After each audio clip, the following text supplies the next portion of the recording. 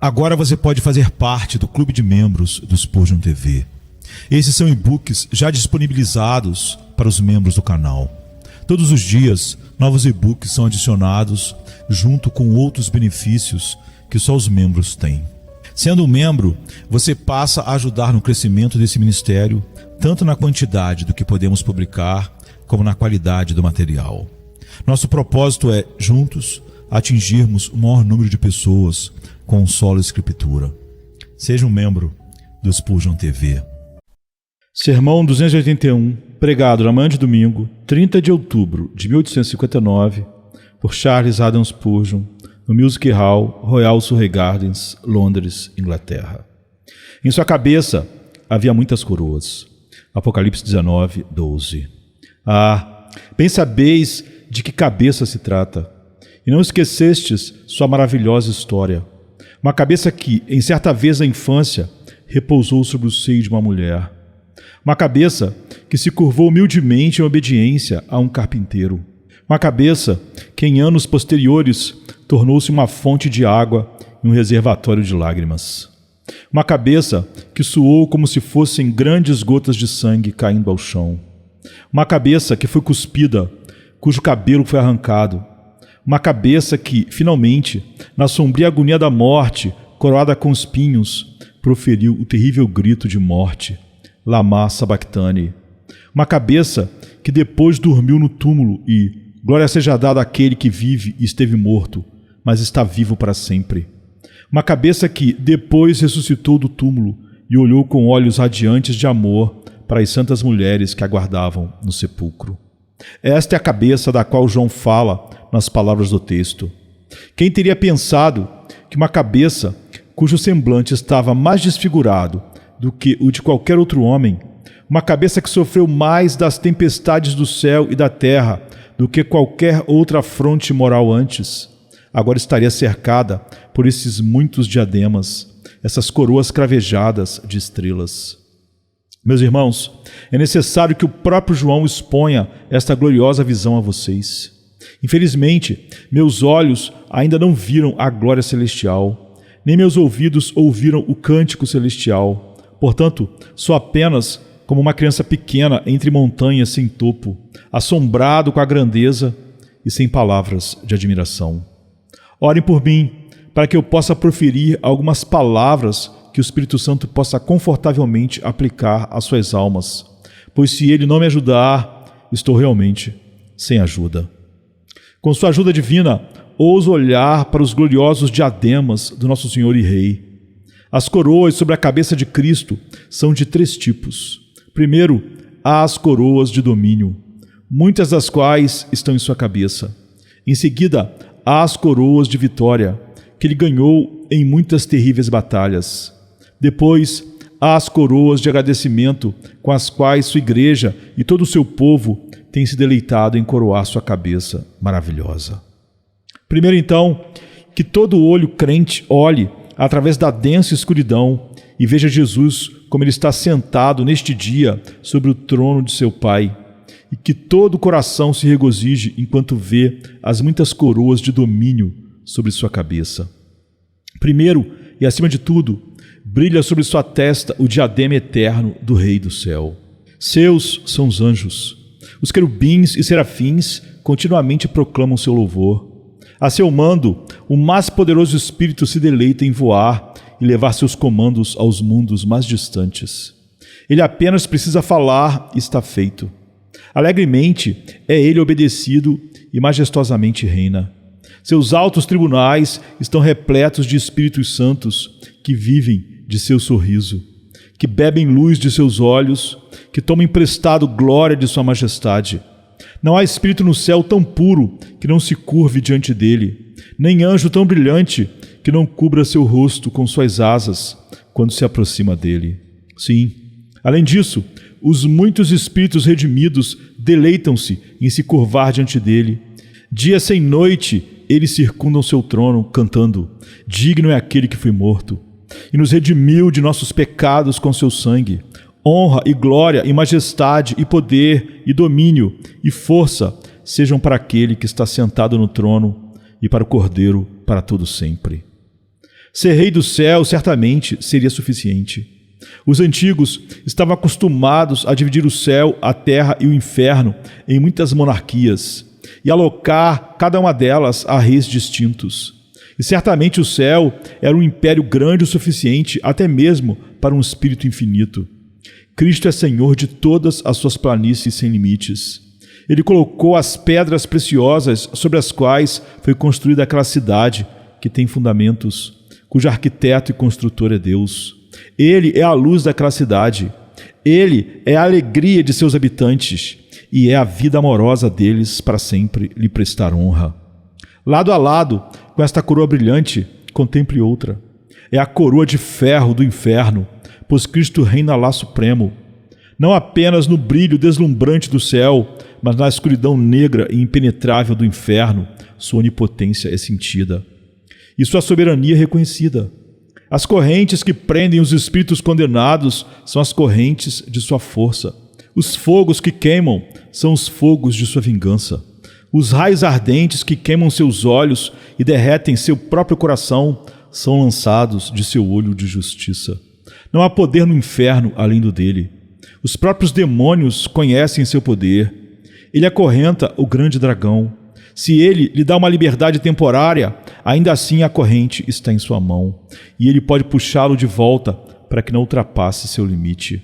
O inferno treme diante dele.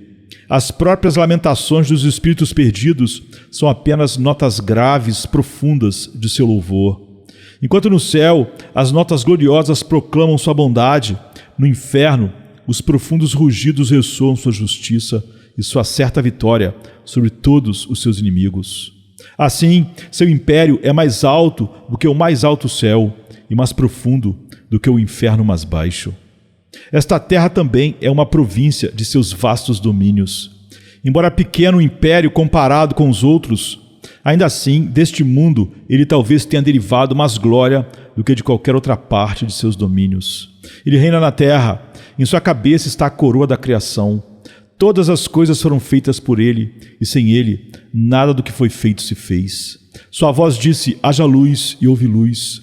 Foi sua força que empilhou as montanhas, e sua sabedoria equilibra as nuvens. Ele é o Criador. Se você levantar seu olho para as esferas superiores e contemplar aqueles mundos estrelados, ele os fez. Eles não são autocriados. Ele os lançou como faíscas da bigorna da sua onipotência, e ali eles brilham, sustentados e amparados por seu poder. Ele fez a terra e todos os homens que estão sobre ela, o gado em 1000 colinas e as aves que alegram o ar. O mar é dele, e ele o fez também. Ele formou o Leviatã, e embora esse monstro faça o abismo tornar-se grisalho, ainda assim ele é apenas uma criatura do seu poder. Juntamente com esta coroa da criação, há ainda outra, a coroa da providência, pois ele sustenta todas as coisas pela palavra do seu poder. Tudo deveria deixar de existir se não fosse pela contínua saída de sua força. A terra deve morrer, o sol deve se escurecer com a idade e a natureza afundar com os anos, se Cristo não a suprisse com força perpétua. Ele envia as rajadas uivantes do inverno. Ele em seguida as restringe e sopra o sopro da primavera. Ele amadurece os frutos do verão e alegra o outono com sua colheita. Todas as coisas conhecem sua vontade. O coração do grande universo bate por seu poder. O próprio mar deriva sua maré dele. Deixe ele retirar sua mão uma vez e os pilares da terra devem tremer. As estrelas devem cair como folhas de figueira da árvore. E todas as coisas devem ser extintas na escuridão da aniquilação. Em sua cabeça está a coroa da providência, e ao lado desta brilha também a tríplice gloriosa coroa da graça. Ele é o Rei da graça. Ele dá ou retém. O Rio da misericórdia de Deus flui debaixo de seu trono. Ele senta como soberano na dispensação da misericórdia. Ele tem a chave do céu. Ele abre e ninguém fecha. Ele fecha e ninguém abre. Ele chama e o coração teimoso obedece. Ele quer e o espírito rebelde dobra os joelhos, pois ele é o mestre dos homens. E quando ele quer abençoar, ninguém pode recusar a bênção. Ele reina em sua igreja entre os espíritos dispostos, e ele reina por sua igreja sobre todas as nações do mundo, para que ele possa reunir para si um povo que ninguém pode contar, que se dobrará diante do cetro do seu amor. Eu pauso aqui, vencido pela majestade do assunto, e em vez de tentar descrever aquela testa e aquelas coroas cintilantes, agirei como um serafim, e me curvarei diante daquela cabeça bem coroada e clamarei: Santo, Santo, Santo és tu, Senhor Deus dos exércitos. As chaves do céu e da morte e do inferno pendem em teu cinto. Tu és supremo e a ti seja a glória para todo sempre. E agora, meus irmãos, o que vocês dizem a isso? Não despertam imediatamente vários pensamentos em seus corações? Acho que ouço alguém dizer: se é assim, se Cristo tem essas muitas coroas de domínio, quão vã é a minha rebelião contra ele? Meus ouvintes, pode ser que alguns de vocês estejam lutando contra Cristo. Como Saulo de Tarso, vocês se tornaram extremamente loucos contra ele. Sua esposa frequenta a casa de Deus e você a proíbe. Você persegue sua filha porque ela segue Jesus. Você odeia o próprio nome de Cristo. Você amaldiçoa seus servos. Você despreza sua palavra. Você, se pudesse, cuspiria em seus ministros e talvez queimaria seu povo. Saiba disto, que você empreendeu uma batalha na qual está certo de ser derrotado. Quem já lutou contra ele e prosperou? Vá, ó homem, e lute contra o relâmpago, e segure o raio em sua mão. Vá e retenha o mar, e acalme as ondas, e segure os ventos na palma de sua mão. E quando tiver feito isso, então levante sua mão fraca contra o Rei dos Reis. Pois aquele que foi crucificado é seu mestre. Embora você o oponha, não terá sucesso. Em sua máxima maldade, você será derrotado, e a veemência de sua ira retornará sobre sua própria cabeça. Acho que vejo neste dia as multidões dos inimigos de Cristo. Eles se levantam, tomam conselho juntos.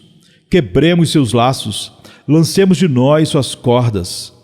Ouvem vocês, ó rebeldes, aquela risada profunda? Da profunda escuridão do seu tabernáculo, Jeová ri de vocês. Ele zomba de vocês. Ele diz: eu pus meu rei sobre o meu santo monte Sião. Venham, inimigos de Cristo, e sejam despedaçados. Venham com sua força mais veemente e caiam como as ondas que se quebram contra a rocha imóvel. Ele governa e governará, e um dia vocês serão levados a sentir seu poder, pois ao nome de Jesus todo joelho se dobrará, dos que estão no céu, na terra e debaixo da terra. Outro pensamento cheio de conforto surge em minha mente. Crente, olhe para a cabeça triplamente coroada de Cristo neste dia e seja consolado. A providência está contra você. Corrija sua fala. Você errou. Deus não se tornou seu inimigo. A providência não está contra você, pois Jesus é seu rei. Ele pesa suas provações e conta suas tempestades. Seus inimigos podem lutar, mas não prevalecerão contra você. Ele os ferirá na face. Você está passando pelo fogo. O fogo é o domínio de Cristo. Você está passando pelas enchentes. Elas não o afogarão, pois até mesmo as enchentes obedecem à voz do Messias onipotente. Aonde quer que você seja chamado, você não pode ir aonde o amor de Jesus não reine. Entregue-se em suas mãos. Por mais sombria que seja a sua circunstância, ele pode tornar seu caminho claro. Embora a noite o cerque, ele certamente trará o dia. Apenas confie nele. Deixe suas preocupações, pequenas e grandes, em suas mãos todo-poderosas. E você ainda verá quão bondoso é seu coração, quão forte é sua mão para tirá-lo e glorificá-lo. Reponha sua confiança nele, que é o Rei dos Reis. Venha trazer seus fardos, cada um de vocês, aos seus pés, e leve uma canção. Se seus corações estiverem pesados, traga-os aqui. O cetro de ouro pode aliviá-los. Se suas tristezas forem muitas, conte-as em seus ouvidos. Seus olhos amorosos podem dissipá-las, e através da densa escuridão haverá uma luz brilhante, e você verá seu rosto e saberá que tudo está bem. Tenho certeza de que não há doutrina mais agradável a um cristão do que a da soberania absoluta de Cristo. Estou feliz que não exista tal coisa como acaso, que nada é deixado a si mesmo, mas que Cristo em toda parte tem domínio. Se eu pensasse que havia um diabo no inferno que Cristo não governasse, eu temeria que esse diabo me destruísse. Se eu pensasse que havia uma circunstância na terra que Cristo não controlasse, eu temeria que essa circunstância me arruinasse. Não, se houvesse um anjo no céu que não fosse um dos súditos de Jeová, eu tremeria até diante dele. Mas como Cristo é Rei dos Reis e eu sou o seu pobre irmão, alguém a quem ele ama, entrego todos os meus cuidados a ele, pois ele cuida de mim. E apoiado em seu peito, minha alma tem pleno repouso, confiança e segurança. E agora, em segundo lugar, Cristo tem muitas coroas de vitória. Os primeiros diademas que mencionei são dele por direito.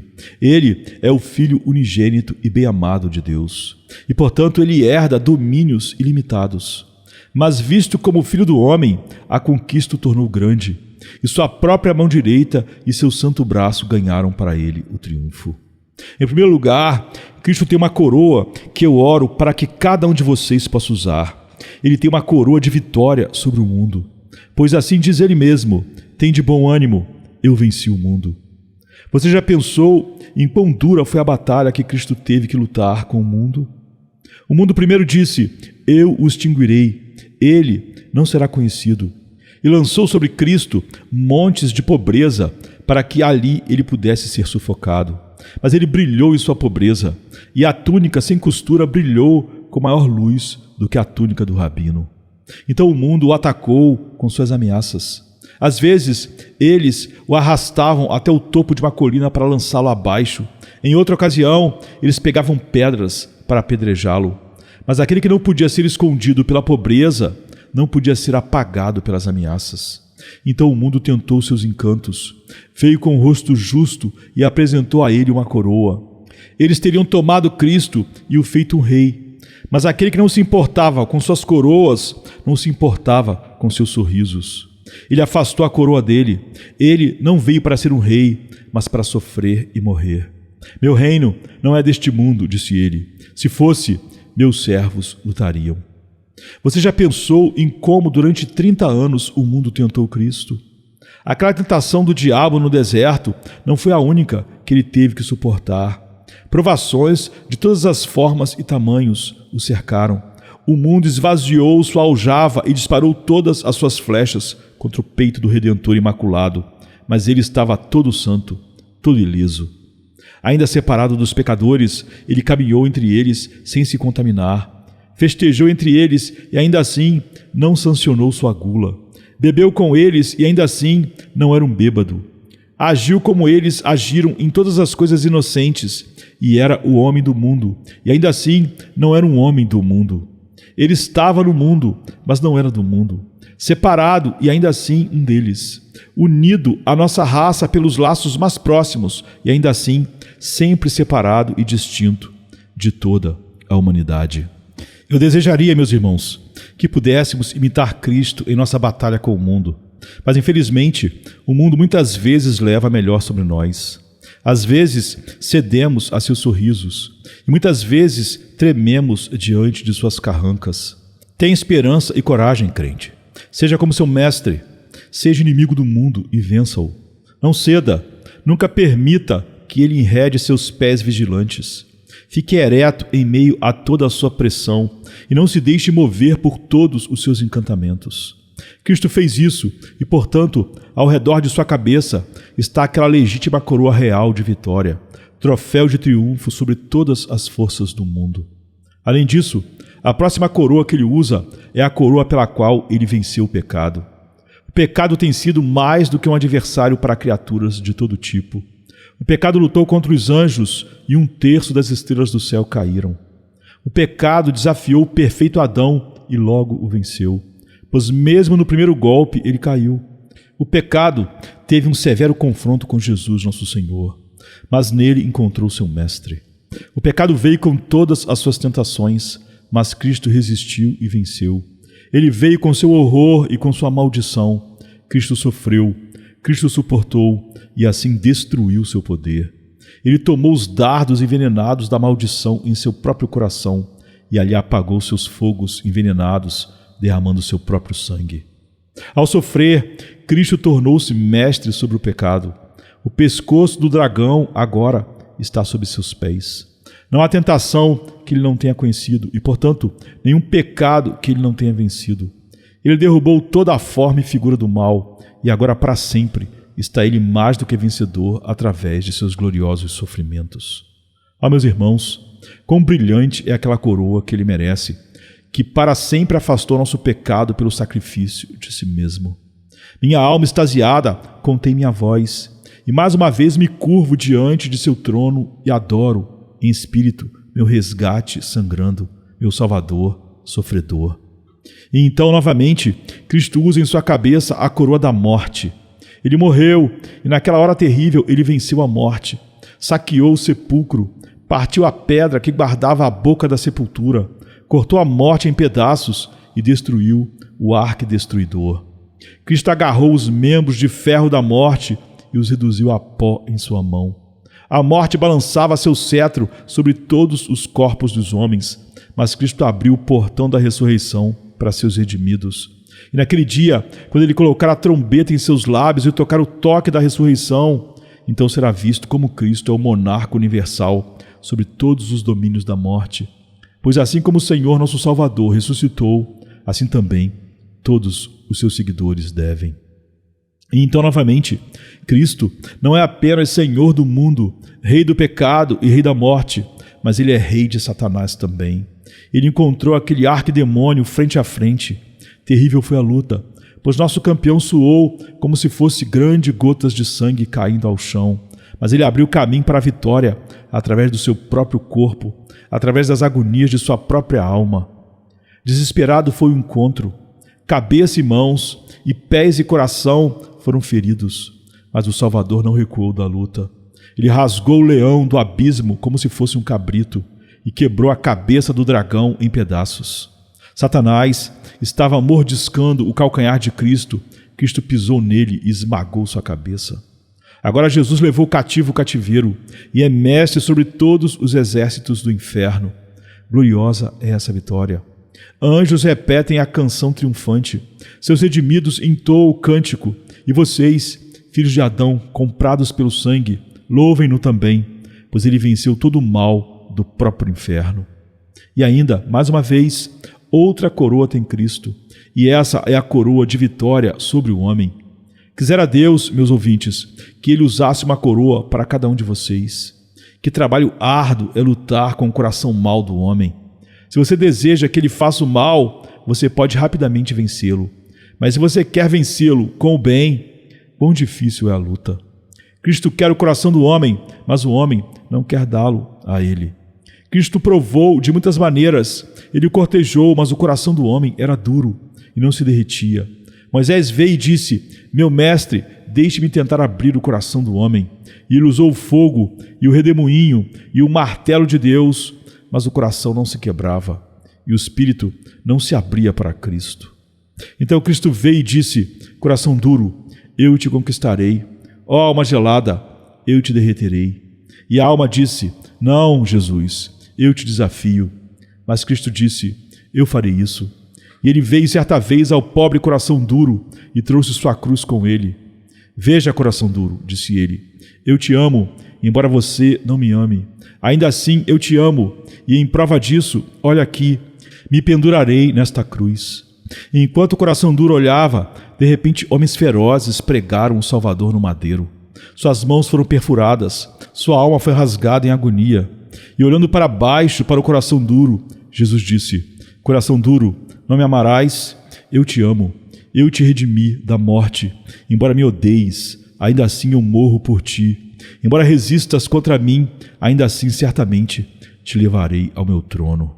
Ele fará assim com todos os eleitos de seu Pai. Os chamará eficazmente pelo seu Espírito Santo onipotente. E o coração duro disse: Jesus, não posso suportar mais. Eu me rendo a ti. Teu amor me venceu. Ó, eu serei teu súdito para sempre. Apenas lembra-te de mim quando vieres em teu reino. E deixa-me ser contado com teus súditos agora e para sempre. Meus ouvintes, Cristo já os venceu. Diga, seu amor foi demais para você. Você foi compelido a abandonar seus pecados, cortejado por seu amor divino. Seus olhos foram levados a correr com lágrimas ao pensar na sua afeição por você e em sua própria ingratidão. Você já pensou nisso? Eu, o mais negro dos pecadores, o desprezei. Sua Bíblia deixei sem ler. Seu sangue pisei e ainda assim ele morreu por mim e me amou com amor eterno. Certamente isso fez dobrar seus joelhos. Isso fez seu espírito clamar. Ó graça soberana, submeta meu coração. Eu também serei conduzido em triunfo, um cativo voluntário do meu Senhor, para cantar os triunfos de sua palavra. Se este for o caso com você, então você mesmo pode reconhecer uma das muitas coroas que estão sobre sua cabeça. Agora, isso me traz ao terceiro ponto, e posso pedir sinceramente suas orações para que, fraco como estou nesta manhã, por causa da enfermidade, eu possa ser ajudado enquanto me esforço para habitar neste doce assunto. Estou pregando em meu próprio espírito contra o vento e a maré. Há momentos em que se prega com prazer e deleite, desfrutando a palavra, mas agora não consigo nada para mim mesmo, mesmo se estiver dando algo a vocês. Orem por mim, para que, no entanto, a palavra seja abençoada, para que, em minha fraqueza, a força de Deus possa aparecer. O terceiro ponto trata das coroas de agradecimento. Certamente, a respeito destas, podemos bem dizer, em sua cabeça há muitas coroas. Em primeiro lugar, todos os poderosos realizadores na Igreja de Cristo atribuem sua coroa a ele. Que coroa gloriosa é aquela que Elias usará? O homem que foi até Acabe, e quando Acabe disse, encontraste-me, ó meu inimigo, o repreendeu em sua própria face. O homem que levou os profetas de Baal e não deixou que nenhum deles escapasse, mas os cortou em pedaços e os fez um sacrifício a Deus. Que coroa usará aquele que ascendeu ao céu em uma carruagem de fogo? Que coroa novamente pertence a Daniel, salvo da cova dos leões? Daniel, o sincero profeta de Deus. Que coroa será aquela que brilhará na cabeça do choroso Jeremias e do eloquente Isaías? Que coroas são aquelas que descansarão sobre as cabeças dos apóstolos? Que diadema pesado é aquele que Paulo receberá por seus muitos anos de serviço? Então, meus amigos, como brilhará a coroa de Lutero e a coroa de Calvino? E que nobre diadema será aquele que Whitefield usará? E todos aqueles homens que tão valentemente serviram a Deus e que por seu poder puseram em fuga os exércitos dos estranhos e mantiveram a bandeira do Evangelho erguida em tempos difíceis. Não, mas deixe-me apontar para vocês uma cena. Elias entra no céu e para onde ele vai com aquela coroa que é imediatamente colocada em sua cabeça? Veja, ele voa para o trono e curvando-se ali, ele se descoroa. Não a mim, mas ao teu nome seja toda a glória. Veja os profetas, enquanto eles chegam um por um, sem exceção, eles colocam suas coroas sobre a cabeça de Cristo. E observe os apóstolos e todos os poderosos mestres da igreja, todos se curvam ali e lançam suas coroas aos seus pés, que por sua graça os capacitou a conquistá-las. Como diz o hino, eu lhes pergunto, de onde veio sua vitória? Eles, com a sua voz, atribuem seu triunfo ao Cordeiro, sua conquista à sua morte. Não apenas os poderosos realizadores, mas os poderosos sofredores fazem isso. Quão brilhantes são as coroas rubi dos santos martirizados. Da estaca, do patíbulo, do fogo, eles ascenderam a Deus. E entre os brilhantes, eles são duplamente brilhantes, os mais belos da poderosa hoste que circunda o trono do bendito. Que coroas eles usam! Devo confessar que muitas vezes os invejei. É uma coisa feliz viver em dias pacíficos, mas embora feliz, não é honroso. Quão mais honroso é ter morrido à morte de Lourenço, assado até a morte naquela grelha ardente, ou morrer perfurado com lanças, com cada osso deslocado na roda. Uma maneira nobre de servir a Cristo, ter ficado calmamente no meio das chamas e ter batido palmas e gritado: posso fazer todas as coisas, até mesmo dar meu corpo para ser queimado, por causa de seu querido nome. Que coroas são aquelas que os mártires usam? Um anjo poderia corar ao pensar que sua dignidade era tão pequena comparada com a daqueles cavaleiros em carruagens de fogo. Onde estão todas essas coroas? elas estão sobre a cabeça de Cristo. Nenhum mártir usa sua coroa. Todos eles pegam suas coroas vermelhas de sangue e então as colocam em sua testa. A coroa de fogo, a coroa da roda, ali vejo todas elas brilharem, pois foi seu amor que os ajudou a suportar, foi por seu sangue que eles o venceram. Então, irmãos, pensem em outra lista de coroas. Aqueles que levam muitos à justiça brilharão como as estrelas para todo sempre. Há alguns homens a quem Deus capacitou para fazer muito pela igreja e muito pelo mundo. Eles gastam e se gastam. Seus corpos não conhecem descanso, suas almas não conhecem alívio. Como carruagens instintivas com vida ou arrastadas por corcéis invisíveis, mas irresistíveis, eles voam de dever em dever, de trabalho em trabalho. Que coroas serão as deles quando vierem diante de Deus, quando as almas que salvaram entrarem no paraíso com eles, e quando disserem: aqui estou eu e os filhos que me deste. Que gritos de aclamação, que honras, que recompensas serão então dadas aos ganhadores de almas. O que eles farão com suas coroas? Bem, eles as tirarão de suas cabeças e as colocarão ali, onde está o Cordeiro, no meio do trono. Lá eles se curvarão e clamarão: Jesus, nós não fomos salvadores, tu fizeste tudo, nós fomos apenas teus servos. A vitória não pertence a nós, mas ao nosso Mestre. Nós colhemos, mas tu semeaste. Nós lançamos a rede, mas tu a enches. E nosso sucesso é realizado através da tua força e pelo poder de tua graça. Bem pode ser dito de Cristo: em sua cabeça há muitas coroas. Mas veja, outra hoste se aproxima. Vejo uma companhia de espíritos querúbicos voando em direção a Cristo. E quem são estes? Eu não os conheço. Eles não estão numerados entre os mártires. Não leio seus nomes entre os apóstolos. Nem os distingo como tendo sido escritos entre os santos do Deus vivo. Quem são estes? Eu pergunto a um deles: quem são vocês, espíritos brilhantes e cintilantes? O líder responde: somos a gloriosa miríades de bebês que compõem a família lá em cima. Nós, dos seios de nossas mães, voamos direto para o céu, redimidos pelo sangue de Cristo.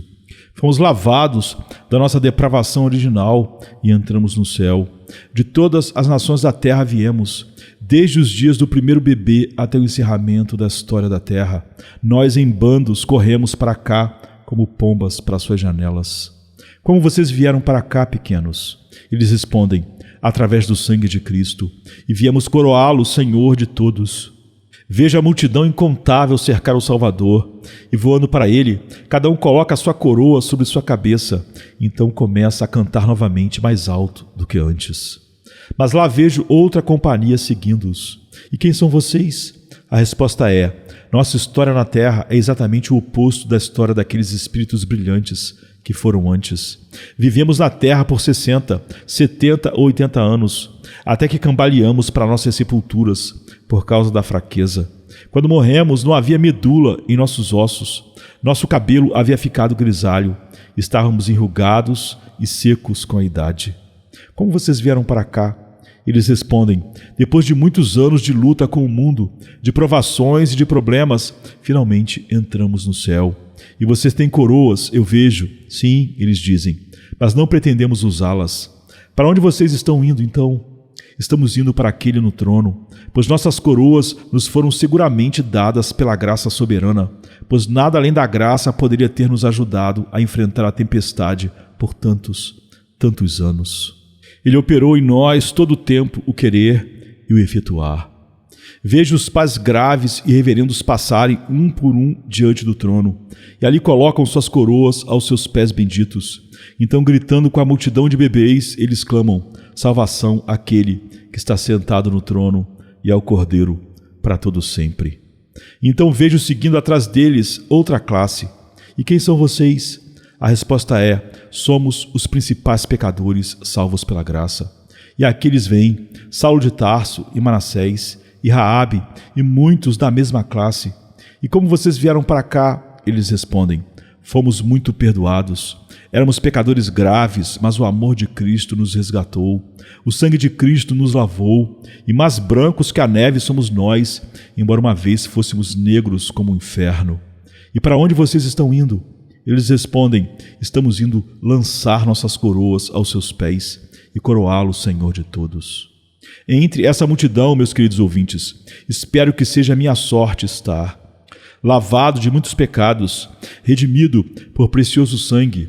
Feliz será aquele momento quando eu tirar minha coroa de minha cabeça e colocá-la na cabeça daquele que, não tendo visto, amo, mas em quem crendo me regozijo com alegria inexprimível e cheia de glória.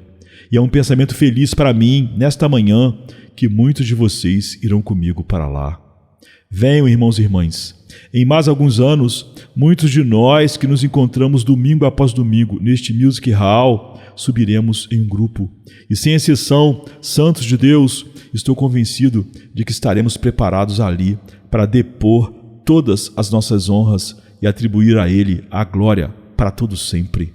Ah, mas, diz Pequena Fé, tenho medo de nunca entrar no céu e, portanto, nunca o coroarei. Sim, mas Pequena Fé, você sabe que uma das coroas mais ricas que Cristo já usou e uma das mais brilhantes que adornam sua testa é a coroa que Pequena Fé coloca em sua cabeça? Pois Pequena Fé, quando chegar ao céu, dirá: ó, que graça foi mostrada a mim, que embora o mais humilde da família, ainda assim fui mantido. Ainda que o menor de todos os santos, ainda assim o inferno não prevaleceu contra mim. Ainda que mais fraco que o mais fraco, mas assim como foram meus dias, assim foi minha força. Não será grande sua gratidão? Não será alto o seu cântico, quando, se aproximando de seus queridos pés, você depuser suas honras ali e clamar: bendito seja Jesus, que guardou minha pobre alma em todos os seus perigos e por fim me trouxe em segurança a si mesmo? Em sua cabeça havia muitas coroas. Não posso pregar por mais tempo, meu corpo não permite, mas devo fazer esta pergunta a vocês, meus queridos ouvintes. Vocês têm uma coroa para colocar na cabeça de Jesus Cristo hoje?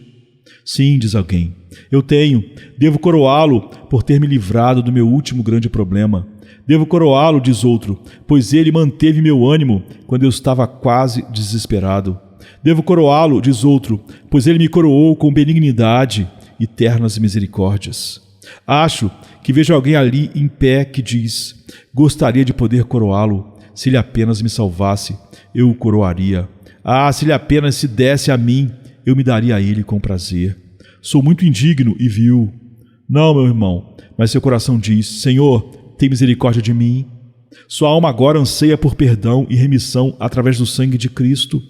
Então vá corajosamente perto dele neste dia e diga a ele: Jesus, eu sou o principal dos pecadores, mas confio em ti.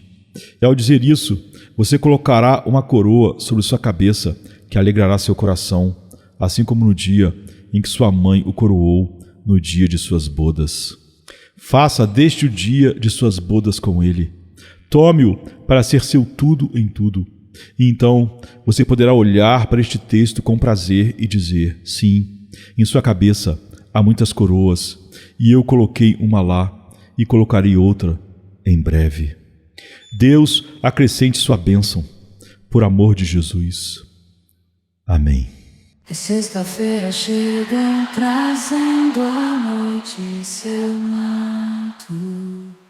Jesus em súplicas, enquanto Pedro sucumbe ao encanto do sono. Judas, com seu beijo, selou o destino. Traição que esboça o pranto. No silêncio da noite, a esperança parece se esconder, mas o eco do domingo aos poucos começa a nascer. Pilatos em sua indecisão, o sinédrio em conspiração, a turba em escárnio desconhece a ressurreição. Discípulos fugitivos, corações partidos, Maria em lágrimas, Pedro nega, o galo canta anunciando amanhã que tarda. É sexta-feira, clama a criação, mas o domingo anuncia, trazendo redenção. Nosso Salvador, sob o peso da cruz, caminha entre a multidão que zomba, sua santidade diminui. A coroa de espinhos, o sangue que escolhe marcas de amor infinito. É a sexta-feira, mas a esperança do domingo não está tão distante. Elevado na cruz, entre criminosos, a dor se faz presente. O véu se rasga, a terra treme, o céu escurece, um silêncio envolvente. A pedra colocada, os guardas se postam, a vigília começa, mas a promessa do domingo no coração ainda aquece. É sexta-feira, mas não é o fim. Domingo vem aí com vitória sem fim. A escuridão parece reinar, a morte sorri, certa de sua vitória. É sexta-feira, mas a história ainda não contou sua glória. O pecado julga ter vencido, a esperança parece falhar, mas a luz do domingo já começa a brilhar. O túmulo agora vazio, a pedra removida, Jesus ressuscitou, trazendo vida. Manhã de domingo, brilha a esperança restaurada. A morte foi vencida, a redenção proclamada. É sexta-feira, mas a alegria vem com o amanhecer. Domingo já chegou, ensinando-nos a renascer. Nosso Salvador, sob o peso da cruz, caminha entre a multidão que zomba, sua santidade diminui.